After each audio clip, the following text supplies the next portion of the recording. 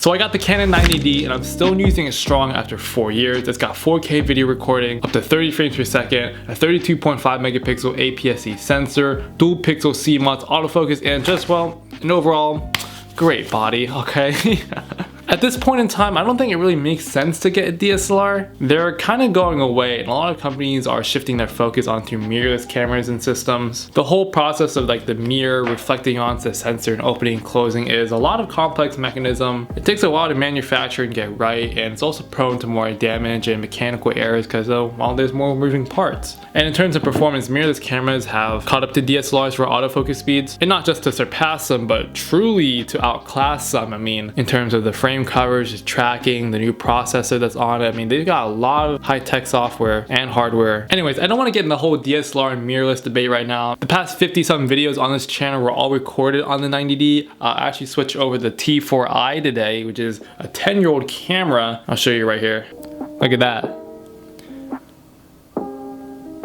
That back in the day was truly a phenomenal camera. But going back to the Canon EOS 90D, I think this was a really special case here. I've come to refer it as like a hybrid camera or a bridge between mirrorless and DSLRs because of how much features they packed into this, and that Canon may or may not make another DSLR after this. I bought it during my senior year in high school as like a graduating gift, and at the time I was looking around for a lot of other mirrorless camera systems, but something really stuck out to me about using a DSLR. It is kind of a piece of history, and I think they really outdid themselves with this camera body, because if I'm still able to shoot great content for other clients and even shoot YouTube videos in 4K and everything like that today, I mean, it's a hard reason for me to upgrade. So let's talk about it. The 90D has got a super sturdy, well-fitting, grippable body, which, man, ladies and gentlemen, sure, it may come at a cost of bulk, but I believe if you're spending a little over $1,000 on camera equipment, I want to make sure I'm holding her tight and holding her well, you know? The previous generation 80D was very popular for its ergonomics. Many users praise that camera for feeling good in the hand. Vloggers like Casey Neistat, Elliot Choi, and just a lot of other people I watched back then on YouTube loved using the 80D, and the 90D improves upon that. I mean, you got this really comforting rubber grip that feels like you're getting your money's worth here. It has a fully articulating flip-out touchscreen. This allows me to check on myself every time I record video. Additionally, it also helps with shooting in hard-to-reach places. I mean,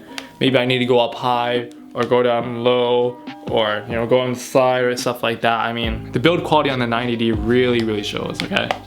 There's also a built-in flash on the 90D, which you don't really see on many cameras today. Alright, and I know some people may say like, look, it's really unnecessary, you just got an external flash and why use it? But I think as of lately, I found it to be a very nostalgic feature, especially when I'm with my friends or family and I'm just trying to take some candid photos of, you know, what's happening. Having a flash kind of really captures the vibe. It's quick, it's easy.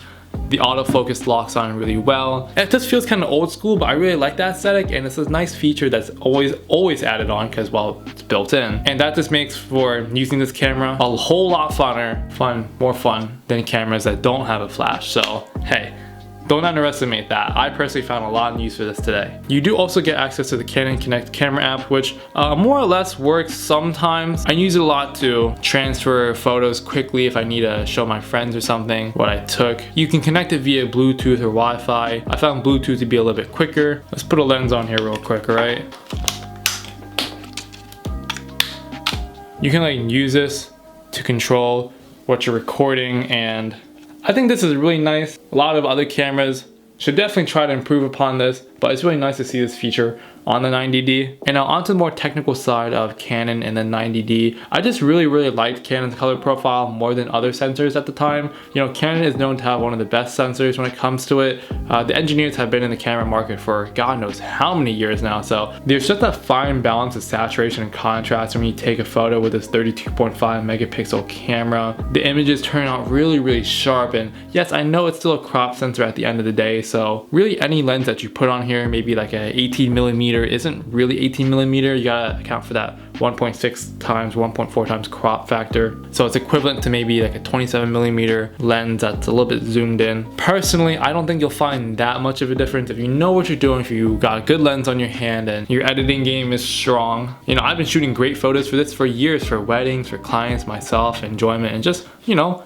doing the thumbnails on this channel, recording video, for all the stuff on here. And the other thing I want to talk about the 90D that doesn't solely apply to this, but for any DSLRs in general, is that there's a wide selection of lenses out there still that you can find used on eBay, your local thrift store, anywhere else. Vintage lenses surely are still out there, and it's always nice to maybe, you know, build a collection, you know, swap out lenses, see what works best, see what is cool, what's out there. And for most of the time, you can get it for a pretty decent price. I mean, I'm sure most of us have known the Nifty 50 that Canon had made back almost so long ago. You can find these for pretty good prices, and you can start shooting some great photos today on the 90D. I shoot pretty much everything on the Sigma 18 to 35mm lens that's shooting this whole video right now. It can go down to an aperture of f1.8, so super bright, really fast. It has a perfect focal length of 18 to 35mm like the name says, which is great because it allows for wide angle shots and it's very fun to shoot when you're indoors, or maybe if you want to get a little close and personal to your subjects. 35mm is what most people would know is the industry standard when they film movies and stuff like that. Cool, fun fact. And if you can use that lens on the 90D, I think you got a really killer combo. The lens I have on this right now is the Canon 10 to 18mm STM lens, which I used for pretty much all the vlogs. It's really lightweight, only coming in around like 200 some grams. And I really just love how the 90D's body is just so tight. I can agree that it's a little bit bulky in some parts, but when you're actually on the field and shooting and stuff like that, you'll come to appreciate how much features Canon has packed into their,